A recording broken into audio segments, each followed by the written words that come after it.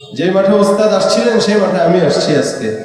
আপনারা মহব্বত করেন একমাত্র আইনুদ্দিন আলাজাদ রহমতুল্লাহ আলাইহির ইস্যুর কারণে। আইনুদ্দিন আলাজাদ যেই পথে হেঁটে গিয়েছেন, যেই পথে কথা বলে গিয়েছেন, সেই পথেই থাকার চেষ্টা করতেছে।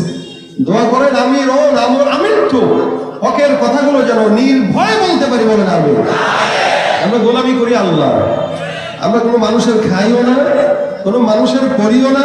হঠাৎ করে কেউ হাত ভেঙে দিতে চাইলে আমরা সুযোগও দিব না। এত সোজা না হাত ভাঙা। এই হুজুররা গোস্ত খায় বেশি, এজন্য শক্তি যদি বেশি থাকা লাগে, হুজুরদের শক্তি বেশি আছে আলহামদুলিল্লাহ। কি মনে হয় আপনাদের? আমরা গোস্ত খাইতে চাই না তো। এই যে কমিটিরা আসলেই খালি গোস্ত, মাছ, মুরগি এগুলো খাওয়ায়, এগুলো যারা খায় তাদের তো শক্তি বেশি থাকার কথা, ঠিক না? কেউ যদি আমাদের কি বলে হাত ভেঙে দিবে, পা ভেঙে দিবে, আমরা কি বসে থাকি? আমরাও তো খাই, আমাদেরও তো শক্তি আছে। এরপর আমরা কিছু বলি না, আমরা সতর্ক করি, ভাই এগুলো বললেন না। আমরা কোনোদিন স্টেজে উঠে এটা বলি না যে হাত ভেঙে দাও, পা ভেঙে দাও, কারণ এটা তো সন্ত্রাসীদের কাজ, এটা তো মানুষের কাজ না। হাত ভাঙবো কেন? আমার আদর্শ দিয়ে আপনি মুসলমান হয়ে যান। রসুলের আদর্শ দেখার পরে খ্রিস্টান ইহুদিরা মুসলমান হয়ে গেছে। তো তোমার কি আদর্শ? তুমি হাত ভাঙতে চাও, পা ভাঙতে চাও, এটা কোনো আদর্শ হইল? এটা তো সন্ত্রাসী কথাবার্তা। নিজে সন্ত্রাসী কথাবার্তা বলে আমাদেরকে জঙ্গিবাদের তোকমা দাও কেন? আমরা তো জঙ্গিবাদের কোনোদিন কথা বলি নাই, আমরা তো কাউকে বলি নাই ওটা ভাঙো, মন্দির ভাঙো, গির্জা ভাঙো। এটা আমার রসুলের শিক্ষা নয়। রসুলের শিক্ষা কেউ যদি তোমাকে আঘাত দেয়, তুমি তার হাতটা ধরে চুমু খায় বলো, ভাই তুমি কি হাতে ব্যথা পাইছো? আমি এই আদর্শের কথাই বলতেছি। এই আদর্শের স্লোগান আল্লাহ পাক নিজে দিয়েছেন। কোন নেতার আদর্শের সার্টিফিকেট কোরআনে দেওয়া হয় নাই। মুহাম্মদ রাসূলুল্লাহর আদর্শের কথা আল্লাহ পাক কোরআনের ভিতরে দিয়েছেন। এই আদর্শের রক্ত যদি আপনার আমার গায়ে না থাকতো, এই নারায়ণগঞ্জের ভাইয়েরা, এই আদর্শের রক্ত মুসলমানের গায়ে যদি না থাকতো, আল্লাহর কসম, যেই জিহ্বাটা দিয়ে মুসলমানদেরকে মারার হুমকি দেয়, আমরা যদি রাসূলের আদর্শ পালন না করতাম, ওই জিহ্বা কোনোদিন থাকতে দিতাম না, ওই জিহ্বা কোনোদিন থাকতো না। পাগল কি মোহাম্মদ নাকি যারা বলে তারা পাগল? ধরে বলেন তো। আবু জাহেল পাগল, উতবা পাগল। এই জন্য দেখেন সারা বিশ্বে মুহাম্মদের বিরোধিতা আবু জাহেল উতবা কম করে নাই। এরা চাইছিল রাসূলের নাম নিশানা মিটায় দেওয়ার জন্য, কিন্তু আল্লাহ পাক রব্বুল আলামিন কি করেছেন?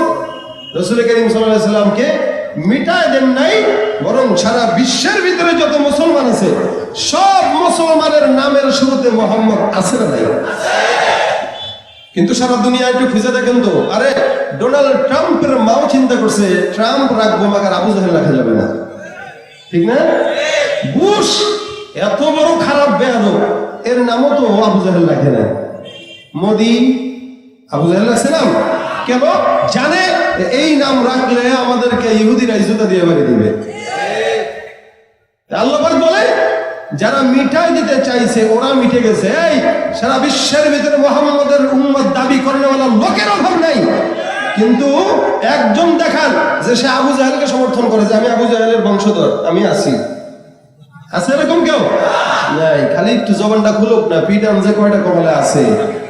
শুধু তাই না, এখনো পর্যন্ত হাজী সাহেবরা সেখানে গেলে মোটামুটি প্রস্তুতি নেয়, যা কিছু জমা থাকে বাংলাদেশ থেকে খেয়ে গেছে ওগুলো ওখানে ফালানোর জন্য ওখানে অপেক্ষা করে। তার মানে আবু জাহেলের বাড়ি এখন পায়খানা আর টয়লেটে ভরা। এটা কার ফয়সালা? তো লাভ কি বিরোধিতা করে? মুহাম্মদের বিরোধিতা করেও কেউ পারে নাই। রাসূল বলেন উলামা একরাম আমার ওয়ারিস, এদের বিরোধিতা কইরাও কোনো লাভ নাই, লাভ নাই। চাটুকারিতা করতে পারবা, পা চাটতে পারবা, পা চাইটা সবকিছু হয়, মোটামুটি কিছু গদিও মাঝে মাঝে পাওয়া যায়, কিন্তু উলামা একরাম ইমানদারদের দিলে অবস্থান নেওয়া যায় না। এটা খবরদার, সাবধান। এই জন্য অন্ধ হয়ে, ক্ষমতার মোহে অন্ধ হয়ে কেউ আলেমদেরকে গালি দিয়েন না। হয়তো আলেম হন, নয়তো মুআল্লিম হন, নয়তো মানুষ আলেমদেরকে মহব্বত করেন, নয়তো সহযোগী হন।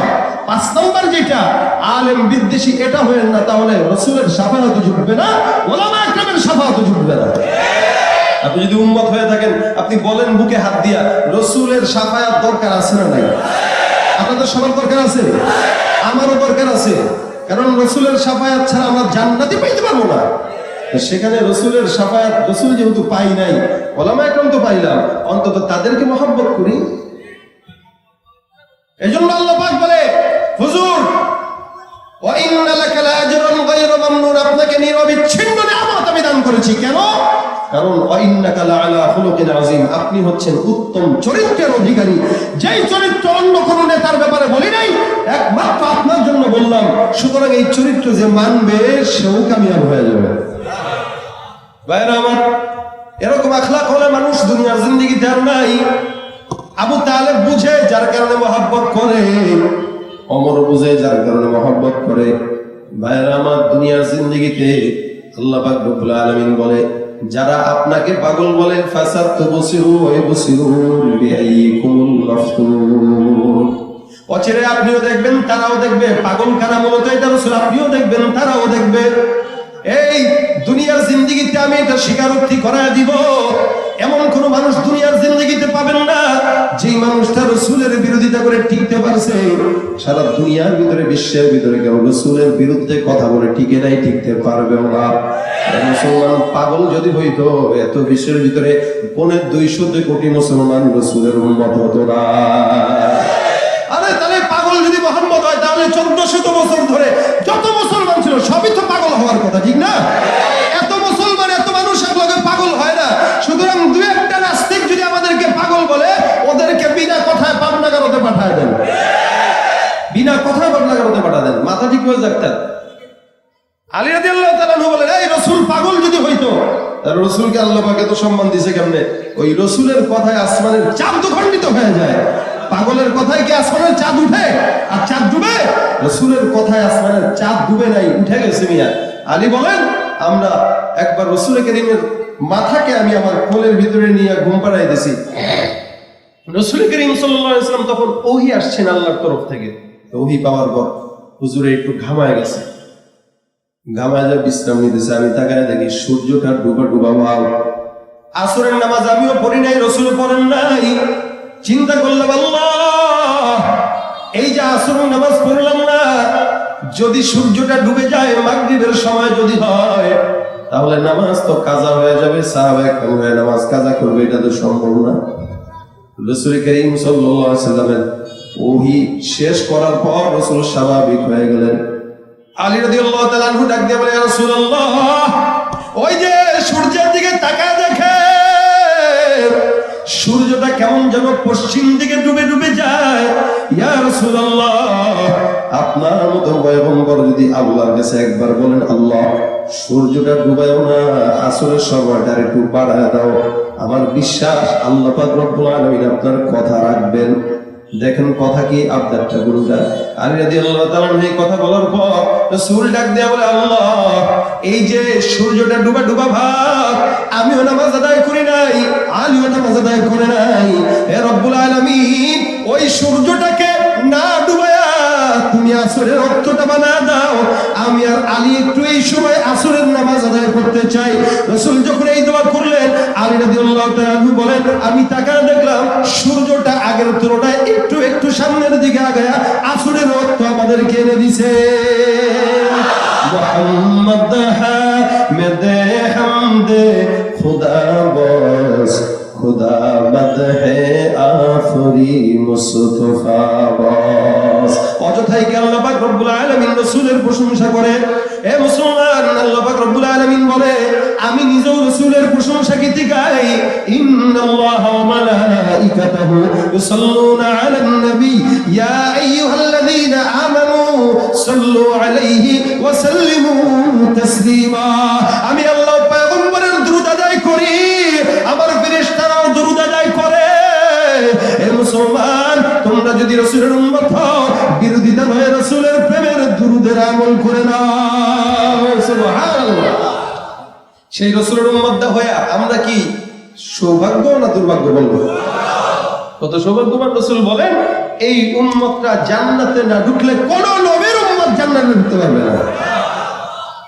ভাইরা আমার, রাসূল করিম সাল্লাল্লাহু আলাইহি ওয়াসাল্লামকে আল্লাহ পাক শুধু নবুয়তের পরেই দামি বানান নাই, নবুয়তের আগেও দামি বানাইছেন। রাসূল বলেন, আনা নবিয়ুল আউয়ালিন, আমি হলাম দুনিয়ার জিন্দেগিতে সর্বপ্রথম নবী, আমি হলাম দুনিয়ার জিন্দেগিতে সর্বশেষ নবী।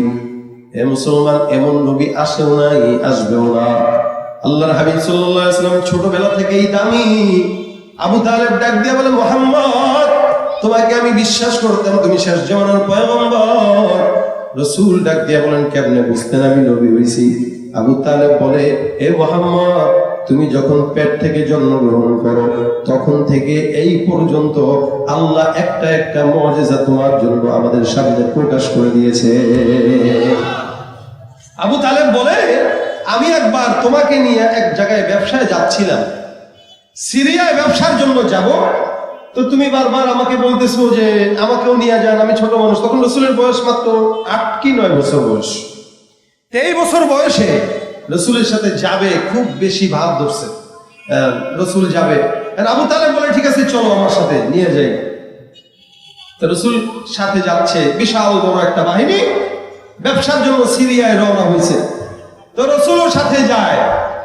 প্রতিমধ্যে একটা গির্জার ভিতরে একজন পাদ্রীটা বিশাল বড় কাফেলাকে দেখার পর ওই গির্জা থেকে নেমে কাফেলার সামনে এসে দাঁড়ায় গেছে। দাঁড়ায় ডাক দিয়া বলে, এ কাফেলার লোকেরা, তোমাদের নেতা কে? বলে, আমাদের নেতা আবু তালেব। আবু তালেব কই? বলে, এই যে আমি।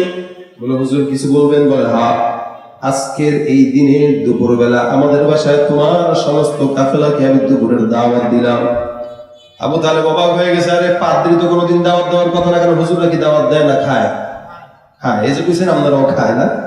হুজুররা দাওয়াত দেয়, কিন্তু সবাই দেয় না। যে ঘুষ খায় এরা দাওয়াত দিয়ে আমার টাকা নষ্ট করুন, কি কর? আমার বাসায় খাবে কে? আমার বাসায় খায় হলো বড় বড় ওলামা ইকরামরা খায়। আমার বাসায় আমি দাওয়াত দিয়ে খাওয়াই খালেদ সাইফুল আলভী সাহেবকে, আমার বাসায় হাসান জামিল সাহেবকে, আমার বাসায় ওলামা ইকরামকে, মিজানুর রহমান সাইদ সাহেব হুজুরকে, বড় বড় ওলামা ইকরাম আমার বাসায় দাওয়াত খায়। আলহামদুলিল্লাহ, এটা আমার গর্ব লাগে, এটা আমার জন্য গর্ব। কারণ ওলামা ইকরাম আমার বাসায় রান্না খাবে, ভাত খাবে, এটা আমার জন্য একটা ইবাদত। তা আমি তো রাস্তাঘাটের একজন ঘুষখোর সুদখোরকে ডাক দিয়ে খাওয়াবো না। হ্যাঁ, আপনারা কোন হুজুরে দাওয়াত খান, আপনারা আমাদেরকে খাওয়াবেন, দামি মনে করেন বিলাই তো খাওয়ান, তাই না? আমরা যদি কম দামি হইতাম খাওয়াইতেন না। আপনি কামাইতে পারবেন, খাইতে পারবেন না, আপনারটা খাবে কে? আল্লাহ কয় তোরটা খাবে সব এলাকার ইমাম সাহেব মুয়াজ্জিন। তুই খেতে পারবি না। ডাক্তার জাহাঙ্গীর কবিরে মানতে মানতে খাবার নাই মুখের ভিতরে। সকালবেলা এক কাপ চা, রাত্রেবেলা একটু চা, বিকালবেলা অল্প একটু ভাত। গোস্ত তো দূর কি বা, মাছও খাওয়া নিষেধ, ডিম কোনো মতে খায় আর কি। এই যে কামাইতেছে লক্ষ লক্ষ টাকা, খাবে কে? তখন মানুষকে দাওয়াত দিয়ে খাওয়ানো লাগে। আল্লাহ বলে, রিজিকের মালিক আমি আল্লাহ, টাকা কামাইলেই খাওয়া যায় না। এটা পড়ানোর মালিক আল্লাহ। সমাজের যুবকরা আছে এখানে, টাকা আছে অনেক, কিন্তু প্যান্ট যে পরে সামনে পিছনে সব জায়গায় ছিঁড়া, দেখলে মনে হয় রোড অ্যাক্সিডেন্টে স্লিপ খাইছে, প্যান্ট ছিঁড়ে গেছে। আসলে যদি জিজ্ঞাসা করেন, ভাই এই প্যান্ট ছিঁড়া কেন? বলবি স্টাইল না। আল্লাহ কয়, তোর ফকিরামি হালতটাকে আমি তোর কাছে স্টাইল বানাই দেব। আসলে ফকিরামি হালত আগে মানুষ করে, এখনো ফকিররা টাকার অভাবে ছিঁড়া প্যান্ট করে, আরো বেশি টাকার কারণে ছিঁড়া প্যান্ট করে। ফকিরও ফকির, ও ফকির। লাভ কি? টাকা কামায় লাভ কি যদি পড়তেই না পারলেন? আমি তো বলি মাঝে মাঝে, রমজান মাসে জাকাত নিয়ে ঘুরেন, দেওয়ার লোক পান না, এরকম ছিঁড়া প্যান্ট পরা, ছিঁড়া জামা পরা কোনো লোক পাইলে তার কাছে টাকা নিয়ে যাবেন, বলবেন ভাই জাকাতের টাকা দিতে চাই আপনাকে, অথবা জাকাতের কাপড় নিয়ে যাবেন। কি নাই ভাই? দেখেন, রাসূল করিম সাল্লাল্লাহু আলাইহি সাল্লাম এই কাফেলার ভিতরে আছে। এখন আবু তালেব বলে, ঠিক আছে কবুল করলাম, যাও। দুপুরবেলা দাওয়াত আসছে, সবাই প্লেট টেলেট জায়গা মতো দিয়ে দিছে, সবাই খেতে বসে গেছে। এখন পাদ্রী যে দাওয়াত দিছে সে খালি এদিক সেদিক চোখ বুলায়, কিরে একজন নাই মনে হচ্ছে, একজন নাই মনে হচ্ছে। এখন নেতৃস্থানীয় লোকেরা বলে, না সবাই আছে আলহামদুলিল্লাহ, কেউ নাই এরকম নাই। কয় না, আমার তো দিল বলতেছে কেউ নাই মনে হয় তোমাদের মাঝখানে। কয় না, সবাই তো আছি। এখন একজন এদিক সেদিক তাকায় বলে, ও আবু তালেব, আপনার ভাতিজা নাই, মোহাম্মদ নাই। রাসূলের বয়স কত? 8 বছর না, বাচ্চা মানুষ তো। আবু তালেব বলে, ও মোহাম্মদ, আচ্ছা ও খেলতেছে, ওরা থাকতে দেন, ও থাক, সমস্যা নেই, আমরা তো সবাই আছি, আমরা নেতারা সভাপতি আছি, সহসভাপতি আছি, সেক্রেটারি আছি, চেয়ারম্যান আছে, এমপি আছে, সবাই আছে। এখন এই কথা শোনার পরে বুহাইরা পাদ্রী ডাক দিয়া মনে মনে কয়, আমরা যদি থাকতাম আর কি বলতাম, আরে সিন্নি খেলি কারো ছিলায় মোল্লা চিনলি না, ঠিক না? দাওয়াত পাইছে কারো ছিলায়, এখন বলবে মোহাম্মদকে আগে ডাকেন, আপনার ভাতিজা কি লাগে? আমাদের আমার সন্তান লাগে। আচ্ছা ওরা ডাকে লাগে। রসুলকে ডাক দিয়েছেন, সামনে আসছে, রসুল আসছে, আসার পর বলে তুমি কই গেছিলা বাবা, তোমারে খুঁজতেছি। না বলেন, কি বলবেন বলেন। খাও, খাবার একটু গ্রহণ করো। রসুল বলে এই সমস্ত খাবার আমার পছন্দ না। আল্লাহু আকবার, কত দরকার না। বয়স কত? 8-9 বছর। এই বুদ্ধি কে দিল বলেন? আর আপনি বেহায়া, বেলাজা, বেশরম, নালায়েক, নাখান্দা মুসলমানের সন্তান হয়ে লজ্জাহীন ভাবে বেলজ্জায় আপনি হিন্দুর পূজায় যায় সন্দেশ আর রুটি খান। আপনার লজ্জা লাগে না? কত বড় বেহায়া, কত বড় নির্লজ্জ। কোন হিন্দু ভাইদেরকে দেখলাম না আমাদের এই মাহফিলে এসে দাঁড়া খিচুড়ি খাইতে। তাদের সব ধর্মের প্রতি তারা যেমন সদয়, তাদের ধর্মের প্রতি তারা যেমন সম্মানবোধ রাখে, আপনি আপনার ধর্মের ব্যাপারে সম্মান রাখেন না কেন? আপনার বাধা দেয় কে, কামড়ায় কে? বলেন একটু আমার। যদি আপনার ধর্মের প্রতি আপনার কোনো চুলকানি থাকে, বুঝতে হবে আপনিও আবু জাহেলের চেলা। রাসূল বলেন এটা আমার পছন্দ না। আবু তালেব বলতেছে ঠিক আছে, পছন্দ না হলে বসো এখানে, তোমারে তো খুঁজতেছে বেচারা, পাদ্রী মানুষ, হুজুর মানুষ। পাদ্রী ডাক দিয়া বলে এই আমার কাছে তুমি শর্ত কসম খায় বলবা, তুমি কি যেই প্রশ্ন করবো আমার প্রশ্নের সঠিক জবাব দিবা কিনা? কসম খাইবা। বলে কিসের কসম? বলে তখন আফারাআইতুমুল লাত ওয়াল উজ্জা, তখন মানুষ দুইটা জিনিসের পূজা করত, লাত মূর্তি, উজ্জা মূর্তি, এই দুইটা মূর্তির পূজা করত। এই কারণে পাদ্রী বলতেছেন এই লাত উজ্জার কসম খায় বলবো, আমি যেই প্রশ্ন করবো এই প্রশ্নের জবাব তুমি দিবা কিনা বলো। তো রাসূল দীপ্ত কণ্ঠে ডাক দিয়া বলে আমার কাছে লাত উজ্জার কসম খাইতে বলবেন না, এই কসম লাত উজ্জাকে আমার পছন্দ না। পাদ্রী ডাক দিয়া বলে তাহলে কারে পছন্দ হয়? মুহাম্মদ ডাক দিয়া বলে আমার কাছে পছন্দ একমাত্র আল্লাহর কসম। বয়স যদি কম, মাগার নবুয়তি বয়স যদি কম, আল্লাহ পাক নবুয়তি বুদ্ধি তার দিমাগের ভিতরে দিয়েছেন না, দেন নাই? যার কারণে ডাক দিয়া বলে আল্লাহর কসম। এটা বলেন তাহলে ঠিক। যেই বলছে রাসূল এই কথা, পাদ্রী ডাক দিয়া বলে আবু তালেব আমি যেই জিনিস মিলাইতে চাইলাম সেই জিনিস মিলে গেছে। কি মিলছে? বুঝবা, আরো বুঝবা, শোনো সব মিলে গেছে। কি জিনিস মিলে গেছে? মুহাম্মদের প্রশ্ন করে, মুহাম্মদ তুমি যখন ঘুমাও কেমনে ঘুমাও একটু বলবা? মানুষ ঘুমায় কেমনে? চোখ বন্ধ করে আর ঘুমায় না? এটা কোনো প্রশ্ন হইল? আমাদের দেশে তো ঘুমাই আমরা কেমনে? কম্বলটাকে 2 টাকার মাঝখানে দিয়ে আমরা ঘুমাই। আমাদের ঘুম হলো শয়তানের ঘুম। এটা কিসের ঘুম? শয়তানের। কেউ উপর হয়ে ঘুমানো, এটা হলো শয়তানের ঘুম। তো মহিষের মতো ঘুমাইছে, ডাকলে উঠে না। আর রাসূল বলেন আমি ঘুমাই, আমার চক্ষু বন্ধ হয়, মাগার অন্তরের চক্ষু খোলা থাকে না। আগামীকাল বলেন জোরে। রাসূল ডাক দিয়ে বলতেছেন আমি কেমনে ঘুমাই শুনবেন? বলে হ্যাঁ, আমি যখন ঘুমাই কেবলার দিকে মাথা দিয়ে আর ডান দিকে কাত হয়ে ঘুমাই। তার মানে এটা রাসূলের সুন্নাত। এবার পাদ্রী ডাক দিয়া বলে এটাও মিলে গেছে, সিগনেচার দিয়ে দিলাম, টিক চিহ্ন, পাস। আবু তালেব বলতেছে আর কি প্রশ্ন করবেন? বলে একটা প্রশ্ন আছে, এই তোমার পিঠের যে চাদর আছে, চাদরটা একটু সরায়া দাও।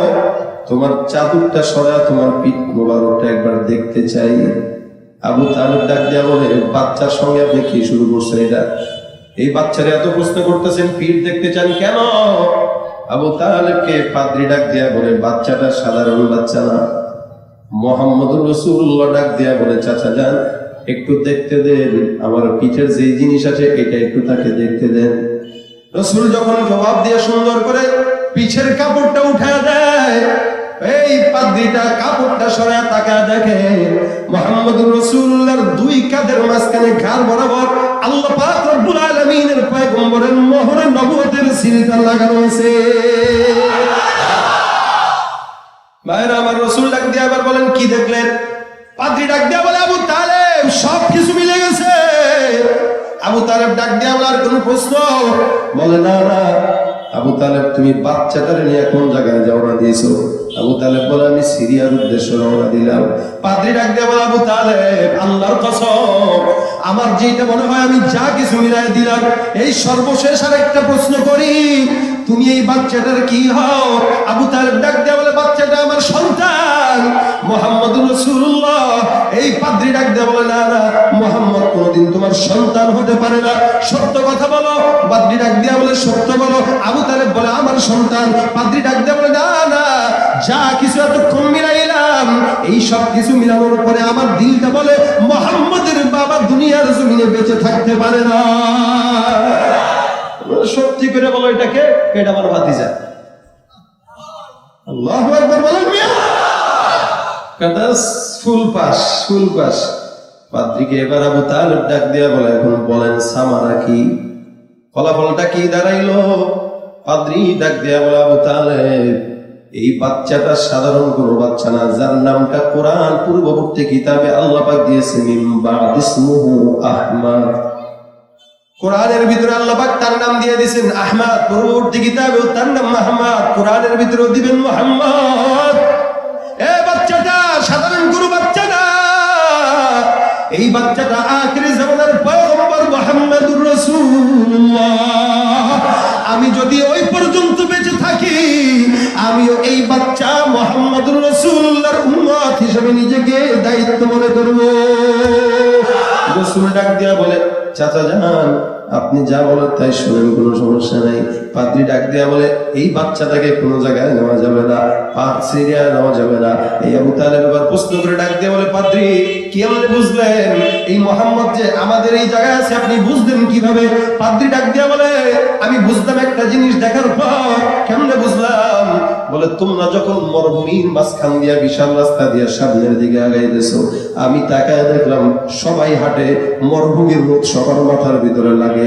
আমি যখন মুহাম্মদের দিকে তাকাইলাম, এত ছোট একটা বাচ্চা হাঁটতেছে, আমি আসমানের দিকে তাকায় দেখি আসমান থেকে ছোট্ট একটা মেঘের টুকরা এই বাচ্চাটার মাথার উপরে ছায়া দিতে দিতে সামনে আগায়। মুসলমান, ওই নবীর উম্মত হয়ে আমরা গর্বিত না লাঞ্ছিত? আমার এই কারণে নবীর অপমান যারা করবে, আল্লাহ পাক বলে, নবী তুমি পাগল না, পাগলকে আমি এত সহজেই কিন্তু এত নিয়ামত দেই না। এ মুসলমান, আজকে বাংলাদেশের মুসলমানের দেশে এত 24 ঘন্টা মুসলমানের সংখ্যা বাড়তেছে, 99-90 ভাগ মুসলমানের দেশে আজকে কেউ যদি আমার রাসূলকে নিয়ে কিঞ্চিত পরিমাণে এদিক সেদিক কইরা একটু অ্যাঙ্গেলে করেও কথা বলার চেষ্টা করে, মুসলমানের রক্ত যদি থাকে, ইনশাআল্লাহ ওই বেঈমানদের বিরুদ্ধে আমরণ লড়াই আমাদের অব্যাহত থাকবে, ঠিক কিনা? নারায়ে তাকবীর! আল্লাহ আল্লাহ আমাদের ঈমানে কুওয়াত বাড়িয়ে দেয়, বলেন আমিন।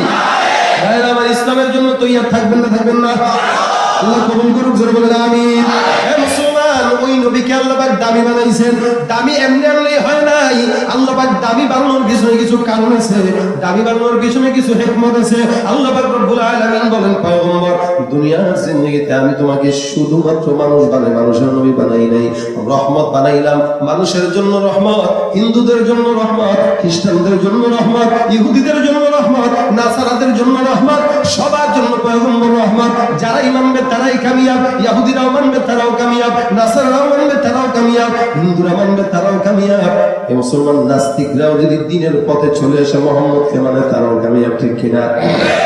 মুসলমানের এই দেশে যদি এখনো কেউ যদি অ্যাঙ্গেলে অ্যাঙ্গেলে বলতে চায়, ইনশাআল্লাহ আমরা এখন যেরকম সচল, আমরা তখনও সচল। কেন? আমাদের উদ্দেশ্য একটাই, রসুলের পক্ষে কথা বলে একটু রসুলের সাফায়াত চাই। আমরা তো মিছিল মিটিং করার দ্বারা রসুলের খুব যায় আসে না, রসুলের সম্মান বাড়েও না কমেও না, কিন্তু করি কেন? ইব্রাহিম নবীর যখন আগুন দিয়ে আগুনের ভিতরে ফেলাইছে, তখন ব্যাঙ একটা প্রস্রাব করছিল। ব্যাঙের উসিলা ছিল কি, যে আল্লাহ আমার প্রস্রাব ছোট, এই প্রস্রাব দিয়া ইব্রাহিমের আগুন তো জিন্দেগিতেও নিভবে না, তবে কেন প্রস্রাব করলাম? আমি যে তোমার নবীর পক্ষে আছি এটা বোঝানোর জন্য করলাম। আমরাও ঠিক ভাবে কেউ যদি আমার রসুলের বিরুদ্ধে যায়, আমরাও মিছিল দেই, মিটিং দেই, আন্দোলন করি। কেন? আমরা বুঝাই আল্লাহ আমাদের ঈমান দুর্বল থাকতে পারে, কিন্তু আমরা তোমার নবীর পক্ষে, ঠিক কিনা বলে বলে। নাস্তিকতা নিপাত যাক, দিন ইসলাম জিন্দাবাদ। নাস্তিকতা নিপাত যাক, দিন ইসলাম জিন্দাবাদ। কোটি প্রাণে একই আওয়াজ, খোদাদ্রোহী ছাড় পাবে না, এই বাংলায় ঠাই হবে না, মুসলমানরা জেগেছে আজ, ঠিক না? না বসা হবে না, দাঁড়ায় যান। নারায়ে তাকবীর!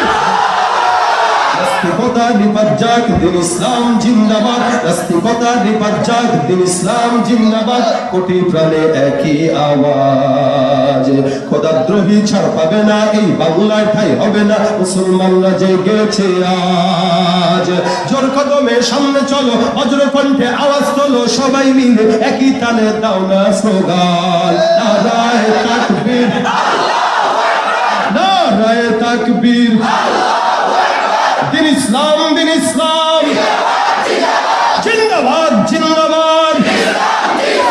ইসলামের এই জন্য দেশের হয়েছে জন্ম, ইসলামের বিরুদ্ধে গেলে দেশ হবে ভিন্ন। ইসলামের এই জন্য দেশের হয়েছে জন্ম, ইসলামের বিরুদ্ধে গেলে দেশ হবে ভিন্ন। ইসলামের বিরুদ্ধে যারা নিয়েছ অবস্থান, এই বাংলার ঠাই হবে না, যাও হিন্দুস্তান।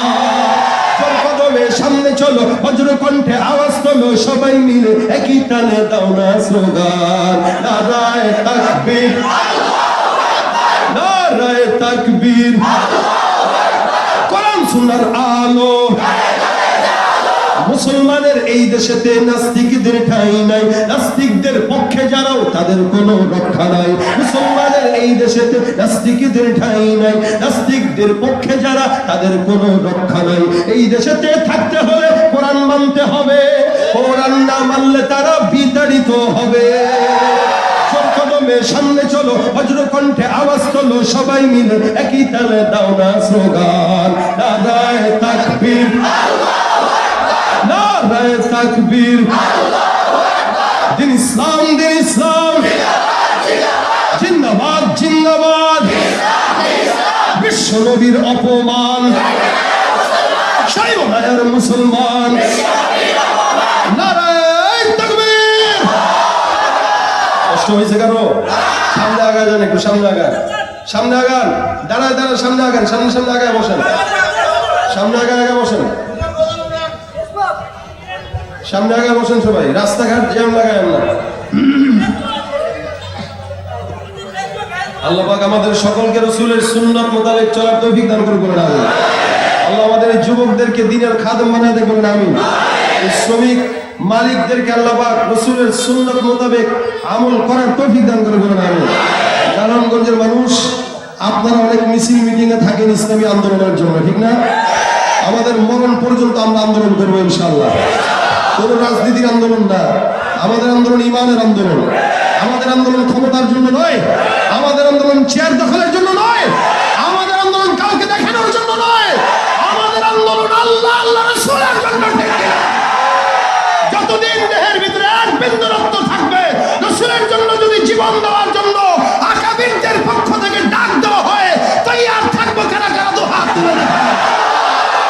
আল্লাহ পাক কবুল করে বলেন আমিন। আল্লাহ পাক এই আজকে 2 দিন ব্যাপী প্রোগ্রামের শেষ দিনে আজকে এই পর্যন্ত আমরা বসেছি। আপনারা অনেকক্ষণ যাবত আলোচনা শুনেছেন। ইনশাআল্লাহ আজকে আরেকজন অনেক বড় একজন বক্তা আছে, ওবায়দুল্লাহ মাঝহারি সাহেব, উনি আসবেন ইনশাআল্লাহ।